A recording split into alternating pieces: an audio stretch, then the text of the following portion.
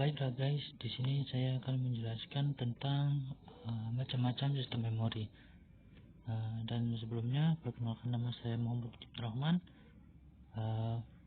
Saya dari Universitas Negeri Surabaya dengan jurusan Teknik Informatika. Jadi tanpa berlama-lama, langsung saja kita mulai untuk pembahasan macam-macam atau jenis-jenis memori. Sebelumnya kita akan mengetahui dulu atau mempelajari apa sih memori itu.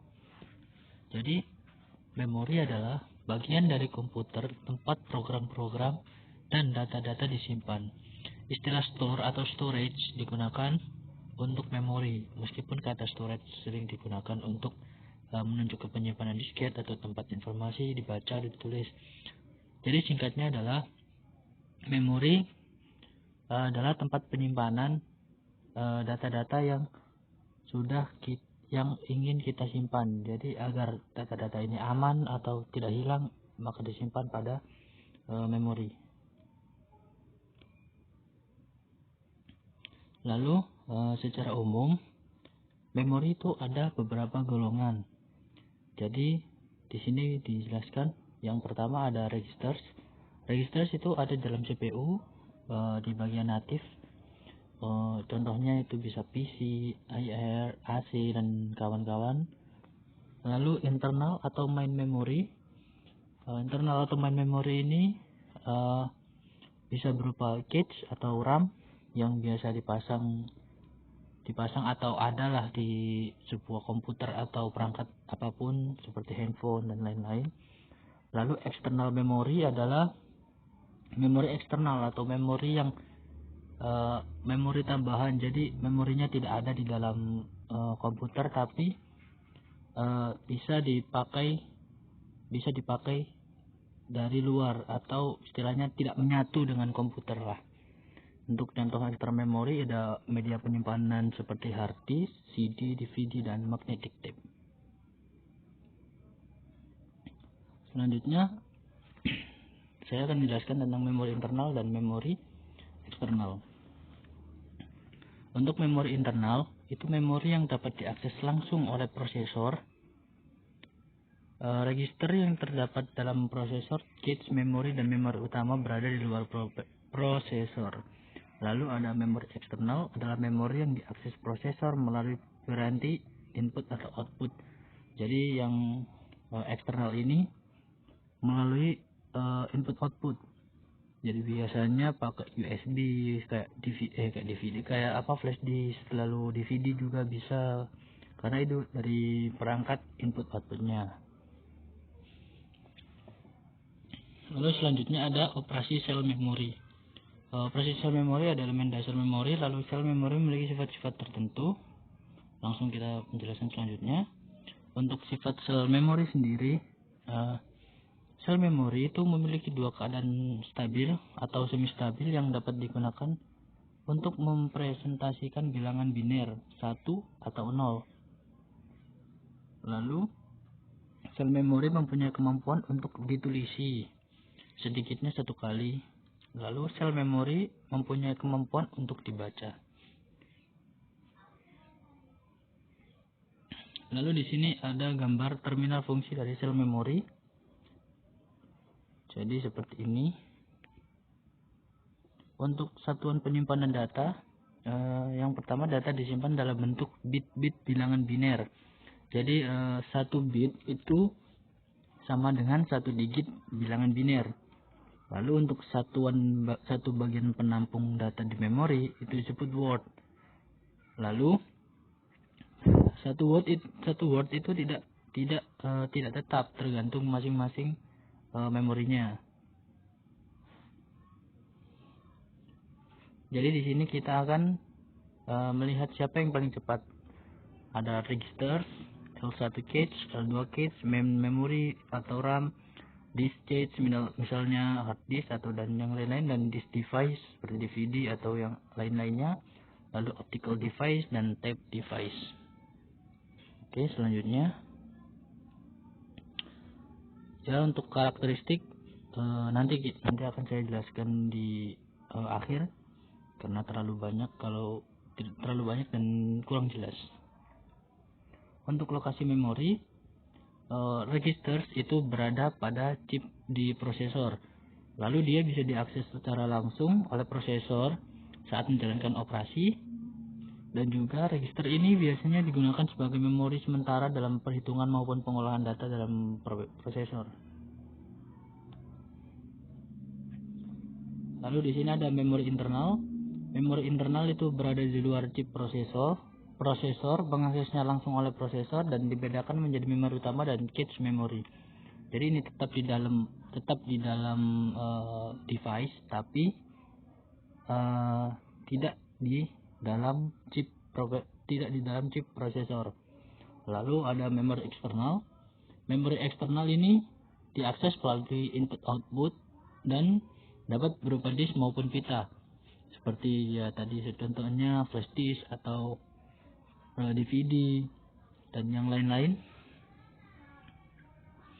Untuk kapasitas memori sendiri, kapasitas memori internal dan eksternal itu dinyatakan dalam bentuk byte.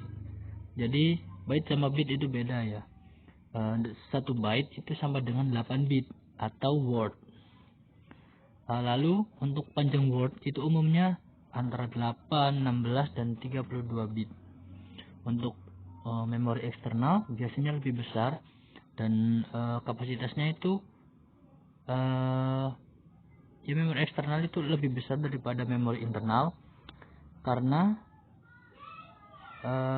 teknologi dan sifat penggunaannya yang berbeda. Jadi untuk yang eksternal itu biasanya akan lebih menampung banyak lah istilahnya daripada yang internal. Singkatnya seperti itu. Untuk satuan transfer, memori internal sendiri satuan transfernya sama dengan jumlah saluran data yang masuk dan keluar dari modul memori. Lalu jumlah saluran seringkali sama dengan panjang word, tapi dimungkinkan juga tidak sama.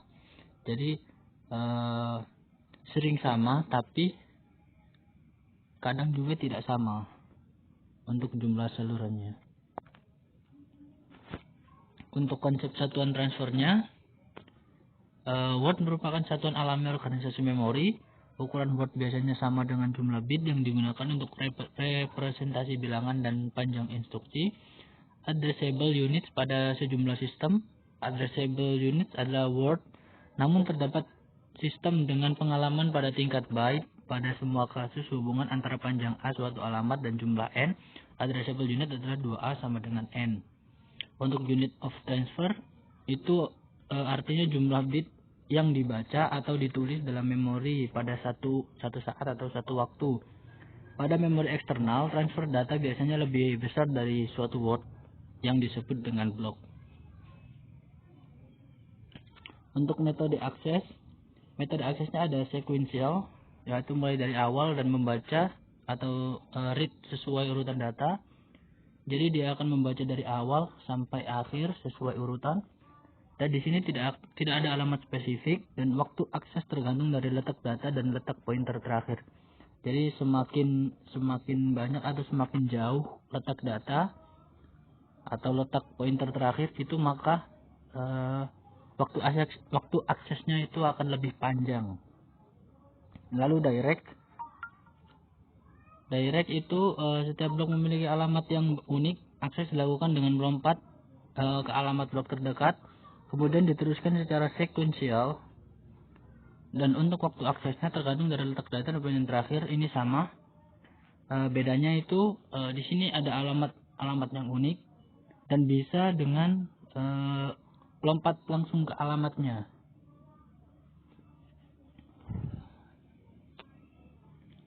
Lalu ada random, setiap alamat menuju ke lokasi word yang acak. Waktu akses tidak tergantung dari letak data dan pointer terakhir, contohnya RAM. Dan asosiatif itu pencarian lokasi data didasarkan pada perbandingan sebagian dari isinya atau mappingnya. Located by comparison with contents of the store. Waktu akses tidak tergantung dari letak data dan letak pointer terakhir. Di sini untuk yang asosiatif itu berdasarkan perbandingan dari isi.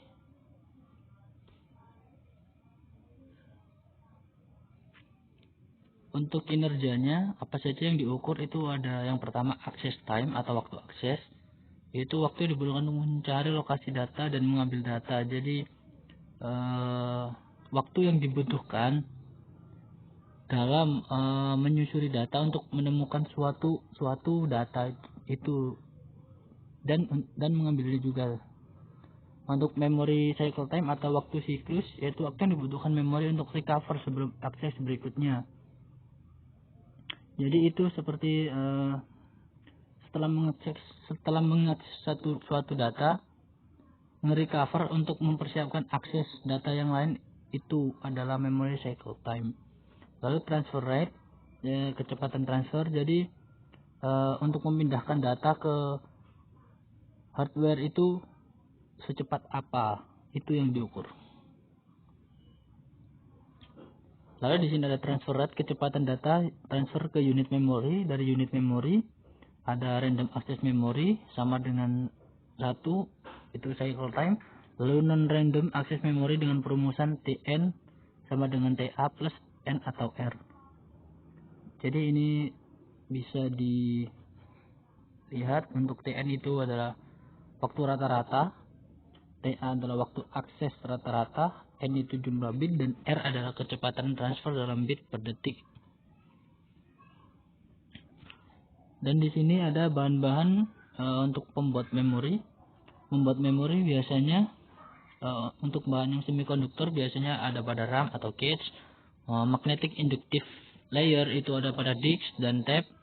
Optically engraved layer itu ada pada CD dan DVD. Untuk terkait dengan seberapa besar kemungkinan rusaknya data, maksudnya bahan-bahan ini terkait dengan seberapa besar kemungkinan rusaknya data, efisiensi atau gampang susahnya pemindahan data, dan juga apakah bisa dihapus atau tidak, dan membutuhkan daya atau tidak untuk menyimpan data. Lalu untuk bentuk fisik, media penyimpanan volatif dan non volatif. Untuk volatif memori itu informasinya tidak disimpan secara permanen, dan jika dayanya dicabut atau kehilangan dayanya, maka dia akan mereset atau informasinya akan hilang. Dan untuk non volatif itu tidak hilang walaupun listriknya hilang, jadi dia disimpan secara permanen. Dan untuk memori permukaan magnetik adalah contoh non volatif memori, sedangkan semikonduktor adalah volatif dan non volatif. Jadi untuk yang non volatif biasanya itu pakai yang permukaan magnetik seperti disk dan tape. Untuk yang lainnya seperti semikonduktor yang tadi seperti RAM dan cache, itu ada yang volatif, ada yang non volatif.